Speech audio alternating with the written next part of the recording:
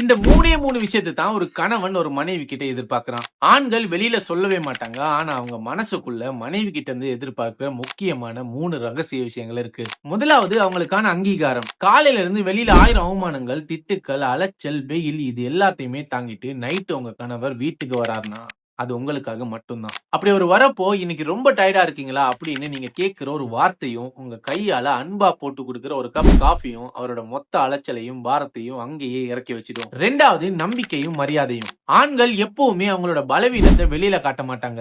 ஏன்னா குடும்பத்தை தாங்கி பிடிக்கிற தூண் அவங்க. ஒருவேளை அவர் ஒரு பிசினஸ்லயோ வேலையிலயோ தோத்து போய் சோர்ந்து உட்காரும் போது அவர்கிட்ட நான் உங்க கூட இருக்கேன், எது நடந்தாலும் பாத்துக்கலாம் அப்படின்னு நீங்க கொடுக்கிற ஒரு நம்பிக்கை இருக்கு, அது உலகத்தையே எதிர்த்து நிக்கிற தைரியத்தை உங்க கணவருக்கு கொடுக்கும். மூணாவது விஷயம் தான் ஹைலைட்.